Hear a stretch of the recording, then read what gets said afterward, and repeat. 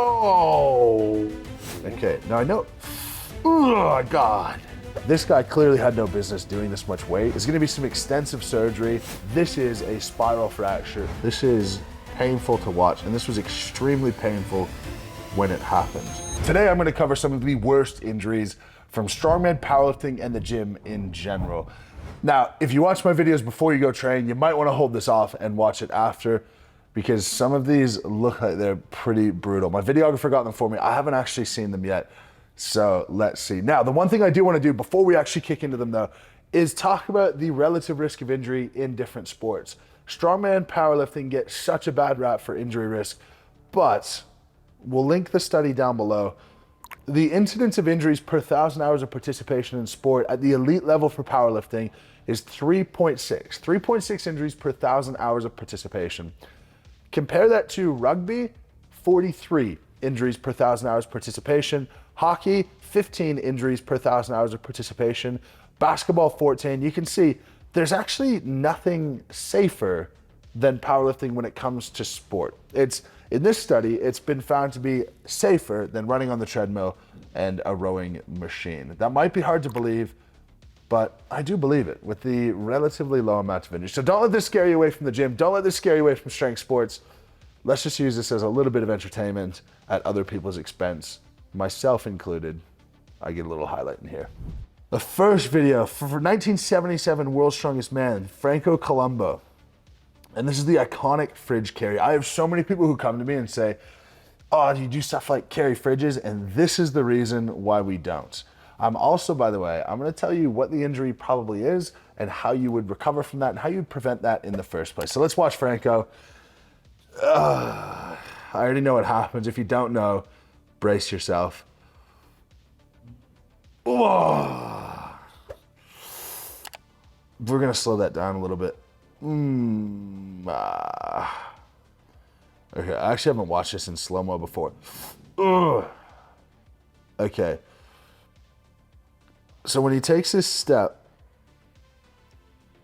and he started to sort of wobble, right? Started to wobble, and then he takes a funny step with his left leg, and the first thing that happens is his knee. His knee just buckles. So when you watch him walking, he's actually flicking his feet out in front of him.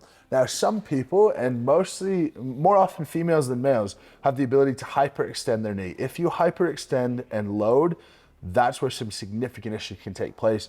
What appears to have happened here, and I actually don't know, I haven't looked into this, it appears that he's dislocated his knee, and not his kneecap, his entire knee. That means that it's likely that the vast majority of the structures in the knee have been decimated. That's ACL, MCL, probably the PCL, probably the LCL. Virtually every ligament in the knee is probably suffering from this type of injury. Now, the recovery from that is going to be some extensive surgery and then back to early stage bending the knee, lots of terminal knee extensions. But to avoid something like this in the first place, you just want to make sure that when you're under heavy load, you're respecting that as it deserves to be respected. He was a little bit wild with this and it started collapsing him as he went. And if you watch from the start, there are the first couple of steps look good, and then he starts to wiggle his body a little bit. And when you lose that core control, that's when you're going to run into some serious issues. And that was his problem here. Okay, definitely no more fridge carry. But this principle would apply on things like yoke, farmers, frame carries as well.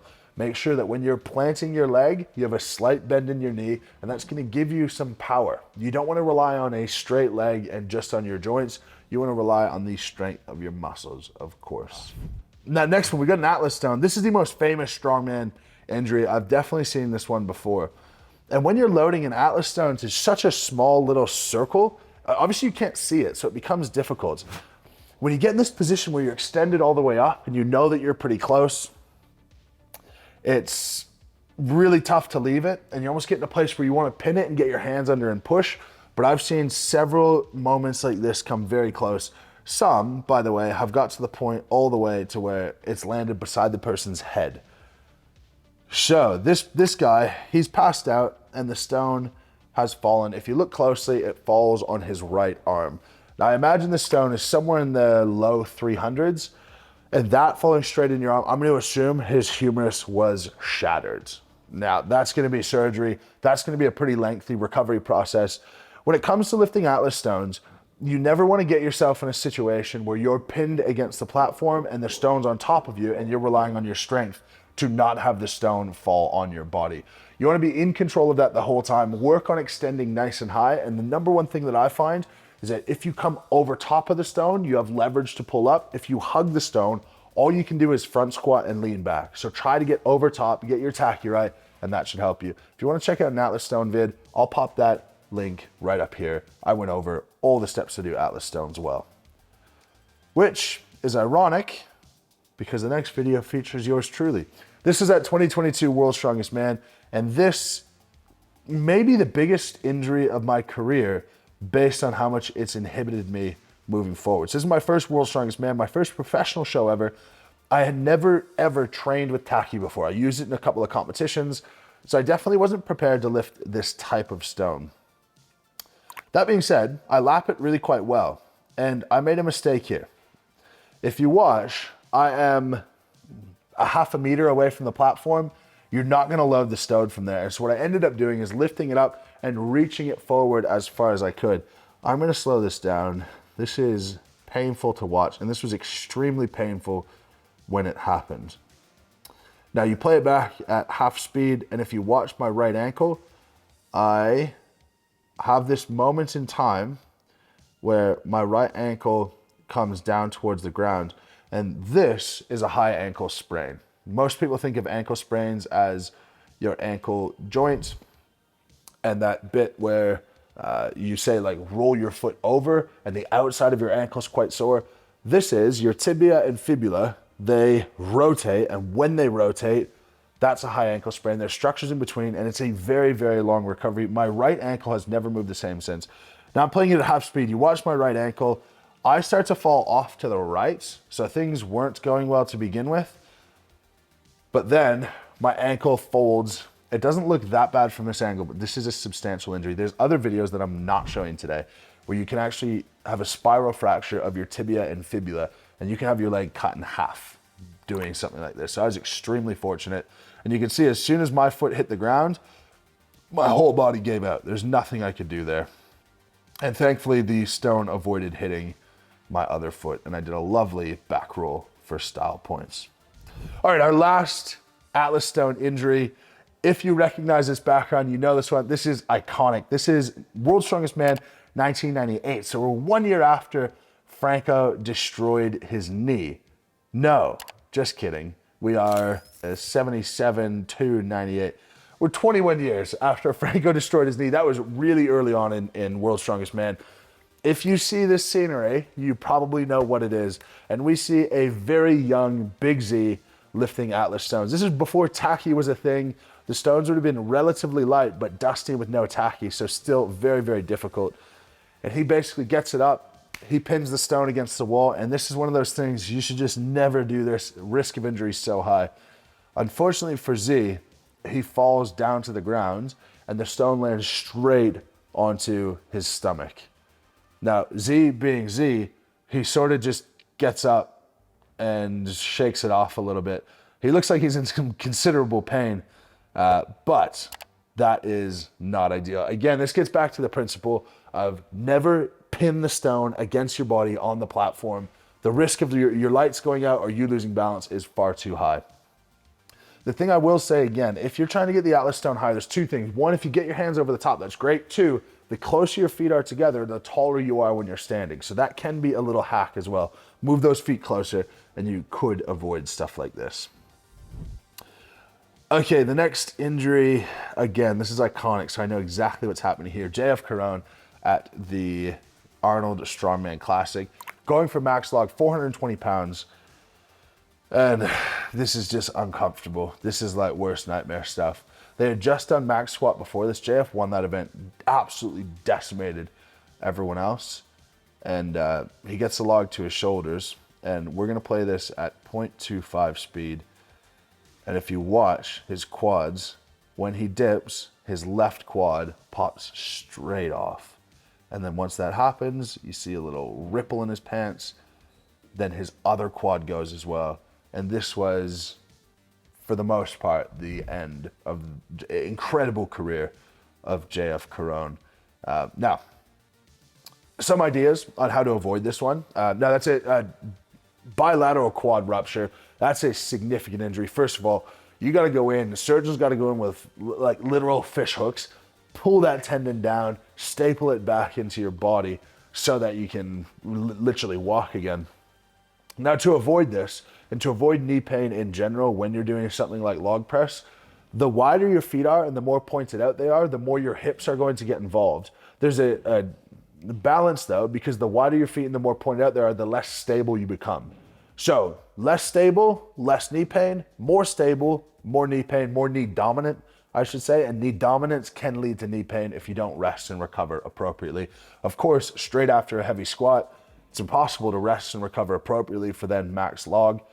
So that definitely played a role in this injury, but that is definitely uncomfortable and severe. All right, next up we got a deadlifter. It looks like some sort of local powerlifting championship. Oh! He went full Popeye. It's always so sad when you see people, they don't even know what's happened. They're deadlifting, something feels funny in their arm, they'll finish it, they look down, and your bicep is popped all the way off. So that is the tendon from your bicep down to your forearm completely popped off. Your whole bicep then sits up here, and you got to get that reattached. Thankfully, that's only about a 6-week recovery timeline. And then you go from this position. First landmark is, can you get your arm straight? Then you start talking about contracting your tricep. Then you start talking about light contractions of bicep and building back in. That's a really well-established recovery pathway and a very common thing to happen in strongman. Now, deadlifting, if you tear a bicep or you feel bicep pain when you're deadlifting, there's 2 things that you want to think about. One is, what's the supination like of your underhand? If you can supinate all the way, you're going to be strong and you're going to limit the amount of risk to your biceps. Second, when you're actually pulling, we want to think about lats being tight and triceps being tight. Okay, our hands are just hooks that the bar is hanging off of. If you squeeze your tricep, that and your lat work in conjunction for a nice straight arm that's pulled into your body. Sometimes people get a little bit excited. They feel like they want to pull the bar with their arms, and any sort of bend in that elbow is going to mean some significant risk to that bicep tendon. So keep those arms nice and long. That is one of my cues in my deadlift peaking program. We're going to link that below. Head to toe tips and programming. In the end, a lot of injuries come from inappropriate programming. All right, next up, this looks like a really old school squat. I haven't seen this one before. But this guy looks really juiced up, like energy-wise. He looks excited. Oh, I don't know what happened there, actually. We're going to play that back really quite slowly. That's not good, though. Oh, man. All right, so if you watch closely at slow speed, you can see at the bottom of the descent in the hole, something happens in the right knee and it just causes it to give out. It could be in the right hip. I actually don't really know, but it causes it to give out and he loses all the tightness in his lower half. His left leg collapses inwards. Then he rolls his ankle on the right side so bad with load going straight through his shoulders. All right, what's happened here? All right, I'm just going to go with some hypotheses of what could have happened. It's possible that it's some sort of quad muscle injury. JF's was a tendon, so you could see it, but potentially it's a quad muscle tear. Whatever happened initially doesn't look hugely problematic, aside from the fact that it's an injury and he can't lift. But what happens after that, spotters can't grab the load fast enough, and just that total collapse. So I'm going to say the left knee going to severe internal rotation with load on your back. He's probably damaged his left hip labrum to some extent. That's a surgical repair more often than not. Then when he rolls that right ankle, I don't see how in that position, under that load, he hasn't ruptured a whole lot of lateral ankle ligaments. Now, some of those can be attached back on, but that's almost a virtual guarantee that you're going to get arthritis in that ankle over time. And you're going to inherently have an instability in that ankle forever. That is pain. I wouldn't be surprised if he had some back injury as well from falling in the load, falling on his back. Now, let's talk about avoiding this one, especially when you go into knee wraps. You have to be so careful and so considered on how tightly you wrap your knees and how accustomed to wrapping your knees you are. When it comes to handling supramaximal loads because you're using a piece of equipment, some people think that's safer. I vehemently disagree with that. I think if you're lifting more absolute load, there's just more chance for things to go wrong. When it comes to knee wraps, it's very easy for you to lose your balance slightly, for things left to right to be asymmetrical. So you want to start in knee wraps going very light, almost like a knee sleeve, and then over the course of several weeks, tightening and tightening until you're at a competition tightness. This looked like somewhat of a lack of control. The number one thing that I'm seeing control-wise is when he goes to squat, the first thing he does is he actually bounces it up to drive into the squat, like to sort of find a rhythm that way. You don't want to be doing that because it's just going to increase the acceleration of the bar eccentrically, and then it gives you a little bit more to control. So once you bend those knees, you're down, you're starting to squat. It's not a power movement, it's a strength movement. Oh, that is just so painful. That's horrible. All right, next up we got Larry Wheels, a bit of arm wrestling action. Okay, now I know, oh God, I got that too early. Oh man. Oh, this poor guy. So I know Larry knows what he's doing. He does a fair bit of arm wrestling. I don't know how long ago this was, granted. But they're going together, and obviously someone's learning here. And we got a guy coming in and giving tips. Ugh. This is the reason that I will not arm wrestle anyone. Don't ask me to arm wrestle. It's a 100% no-go. This is a spiral fracture of the humerus. This we just get into what's a reasonable progression over time, and programming wise, how can you program? Now you can't really program an opponent in arm wrestling, but you should certainly not choose someone as strong as Larry Wheels if you're just deciding to try for the first time. Spiral fracture, because we're trying to go this way, he's going that way, and now our upper arm is gonna break in like this spiral way. That can be really serious, to the point where you can have some splintering, and that splintering can go off into the artery. That's then gonna cause a massive hematoma. Hopefully this didn't happen to this guy, but like a spiral fracture of the femur, that can be lethal. So this is very serious. Now, if you're strong and you don't arm wrestle, don't do it. Ever with anyone, no matter what. You might run into someone with good technique, and snapping your arm like that is gonna be horrible.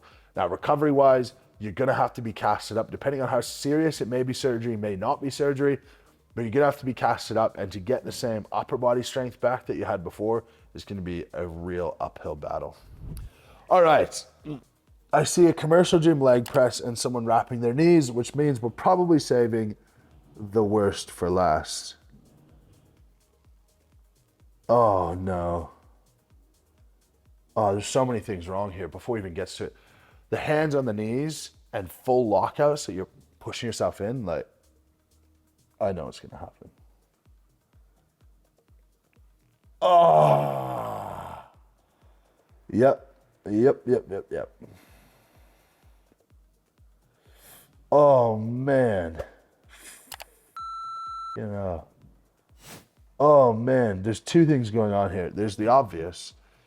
Right knee goes totally backwards, or sorry, left knee goes totally backwards. That right off the whole knee in terms of every supportive structure in the knee.